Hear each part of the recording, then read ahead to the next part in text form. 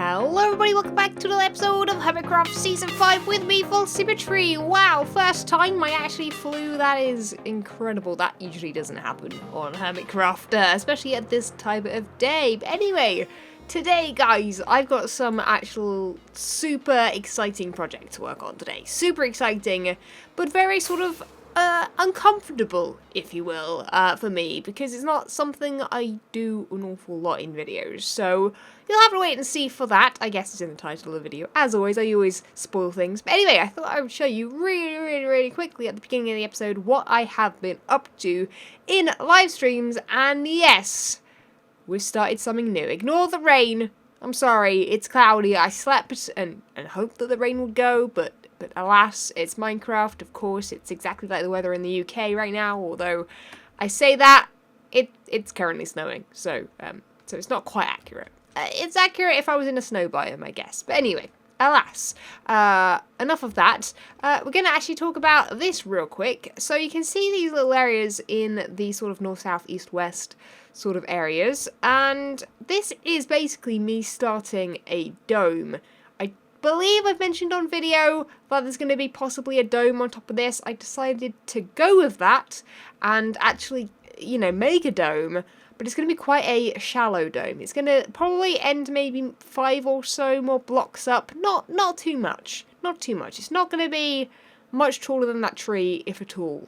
It's not going to be like a complete, like, half a sphere or anything. It's going to be quite, hopefully a bit more subtle than that would have been otherwise. But yes, that is what we're going to be doing off camera, just in between episodes and stuff like that, because no one wants to see me build a whole dome. Maybe I'll do a time lapse of it one day if I ever get enough done on it that I, you know, say, yeah, time lapse time, but honestly, I'm probably going to use my camera account to make sure I'm doing it correctly and I'm counting the blocks correctly, because I have a copy of the dome in another world.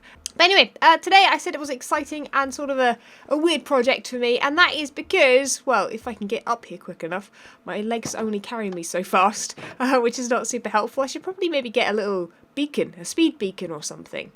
I think that might, no, that messes with my field of view. But yes, we're going to be using this box right here. It's a very magical box. That didn't work. Very magical box that I don't use very often, and that is because it's full of redstone. Yeah, it's full of redstone. Yeah, makes me very uncomfortable. But yes, we're going to be using redstone today. So I'm going to take this box with me into the nether, and we're going to get started on a very special project. I'm super excited. It should hopefully be awesome if I do it correctly. So it's something I've been thinking about for a little while, and that is my little cut through here, my little shortcut to the NHO and Games District. Now this originally wasn't going to be open like this. It was going to be a secret door, but well, I liked this design. And then I built this design and went, oh, well, it's not really, you know, secret at all. In fact, it almost looks like when you come through there, my base is this way. So I've had to put a sign up. But at some point, this will be blocked off. Probably only this side of it, maybe this side too. I don't know. But basically, it's meant to sort of give me a shortcut over there and over there, because otherwise I've got to go all the way around, back down this you know, parallel sort of tunnel next to me. Another thing I was going to do was possibly add another door this way, but I only really need one, and this is quite a nice little spot for it. So, the redstone today is going to be for a secret door. Now, this is something one of you guys sent, a guy known as, I think, Zavom. I think that's how I pronounce it. I'm probably saying it completely wrong, but thank you, man. You sent me, like, the most amazing door. It is going to be possibly a little bit difficult to make. I'm going to have to work out, I think it's going to go here. I am worried that this wall might need to come out a little bit though, but it is pretty compact. It's just very sort of deep. It goes down like, I don't know, 10 or so blocks. So I'm going to have to do a bit of digging, a bit of preparation, but hopefully in the next cut we should be ready to start building a door. Am I as terrified as you guys are? Probably not. I'm pretty petrified. This is going to be possibly a lava-y death, I'm thinking. Hopefully not. So I kind of forgot part of this redstone door was a flying machine, and let's just say I built it down here, and now it's up there. This is the one thing I hate about redstone, okay? It does its own thing. I accidentally set off the observer, and then it just goes flying upwards and appears up here. And now I don't know how to get it back down again, and what is what, and it's just very confusing. Like, do I just set off one of these observers again? I didn't actually mean to do that. I was going to try and right-click on it for some reason. I don't know why that made sense to me. So yeah, the things aren't going super well. I don't know why I'm putting it there, because that doesn't set it off, because that's the face of it. We want this side, I guess. No. Surely there's a way for me. Oh no, no, cause I don't know. I hate it. So I think I'm going to just remove it, put it back down there, and just be very careful this time with placing blocks next to the observer. Yeah, it's probably gonna be best, isn't it? Dang it. But yeah, basically, it's part sand door, part piston door. These bits are perfect. Look at these. Like, I'm good at building these parts of doors. Just flying machines are definitely not my forte. Observers are very confusing. This is sort of now just become pretty laughable. The flying machine sort of just went on its own. Just decided to be like, bye force, I'll catch you later. Good thing there's a ceiling. That's all I'm gonna say. Great. This is working perfectly. But I think I figured out what observer it is that I'm setting it off with, and therefore we should hopefully not do this again. I really hope so. Goodbye sound. Because it's becoming not very fun. It's funny, but not fun. And also I've broken redstone up there too with it. Dang it, I should have worked from bottom to top. Which is technically why I'm working down here now, because I worked out that it just wasn't working from top to bottom. Right, okay. We're gonna do this. I'm determined. Hopefully. Guys, the door is complete. And oh my goodness, it's amazing. It's really amazing. Right, okay. I don't know about you guys. Maybe it's just the fact that I don't really watch many redstone tutorials. But honestly, I don't think I've seen a door this great for a long while. This sort of just, I mean, the fact that it's like custom to the door size and everything is just great. There might be a link to it in the description, the tutorial, or like the video of us, Savon. I haven't heard back just yet whether or not he's happy with the link in the description, but there'll be something in the description. Either way, even if it's just his name, to thank him for coming up with this, because I wouldn't ever be able to come up with anything like it myself. Now, I have had an accident, I have broken a bit of glass, but we'll fix that later. But guys, moment of truth, okay? Now, it won't be sand. We're gonna make it look pretty at some point soon. Don't worry, patience. But look, we've got a secret button. Oh, and look at it. So the the armor stand goes down. That comes back up, and then it's just too good. Even the pigman went in. He was just like, yeah. Here I am. I'm going. So what I'm going to be doing is camouflaging this a bit more, making it a little bit more of a secret door, which is why the armor stand's there and why he added the armor stand, because he knew that I wanted it to be like a secret door, which is why said button is here, because it's pretty hard to see. I don't mind if people see it, because it's not like I'm hiding anything in it, but, you know, it's just like a little area where I will know what's up. But I might make that wooden just that anyone that does find it, they will see the door, because the door is just too good. The door's just too good for people not to see it. So we'll put something on the armor stand. We might even make the armor stand elsewhere as well. Maybe not. I don't know. Maybe just there. I'm going to work on this a bit more. We're going to add some sort of different kinds of blocks within it and sort of just work out what we want to go with.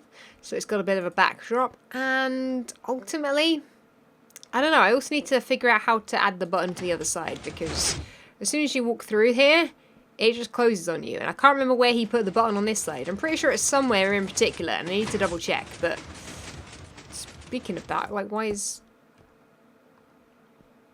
I think occasionally I get blocks that swap each other, and they end up being invisible. It's really strange. It's like invisible blocks, but I can see them.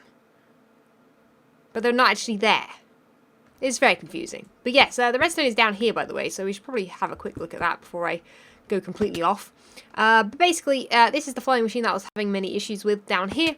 It's set off with a door, and without... I can't really head up here and show you guys, but basically, There are a couple of droppers that work by sort of splitting one item into the other.